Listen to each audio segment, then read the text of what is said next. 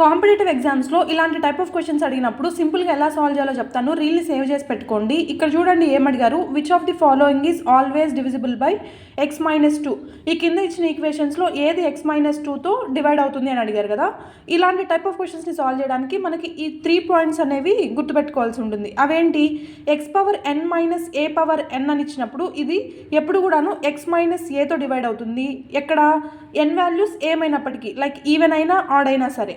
ఇక్కడ చూడండి x⁻n-a⁻n is divisible by x+a తో డివైడ్ అవుతుంది ఎప్పుడు ఈవెన్ వాల్యూస్ అయితే, n వాల్యూస్ ఈవెన్ వాల్యూస్ అయితే. x⁻n+a⁻n is divisible by x+a for odd values of n. ఈ 3 పాయింట్స్ గుర్తుపెట్టుకోండి. ఈ క్వశ్చన్స్ని సాల్వ్ చేద్దాము. ఇక్కడ చూడండి which of the following is always divisible by x-2 అని అడిగారు కదా. ఇక్కడ చూడండి x³ - 8 రాసుకోవచ్చు, 2³ రాసుకోవచ్చు.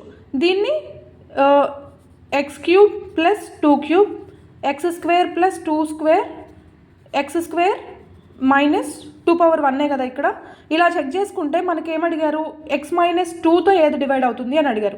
x-2తో ఎలా, x-a ఇవి ఒకటే డివైడ్ అవుతుంది అంటే ఏంటి, x⁻n-a⁻n అవ్వాలి. ఇక్కడ ఏముందలా ఇదే కదా, x³ - 2³ అంటే మన ఆన్సర్ ఏమవుతుంది, ఏ అనేది మన ఆన్సర్ అవుతుంది. సేమ్ ఇలానే ఈ క్వశ్చన్ని సాల్వ్ చేసి ఆన్సర్ని కామెంట్ చేయండి. అండ్ ఇంకొకటి, మీకు ఎవరికన్నా ఎక్స్ట్రా ఇన్ఫర్మేషన్ కావాలి లేదా డైలీ అప్డేట్స్ కావాలి అంటే కనుక మనకి వాట్సాప్ ఛానల్ అనేది ఉంది, బయోలో లింక్ ఉంది, వెళ్ళి క్లిక్ చేసి జాయిన్ అవ్వండి.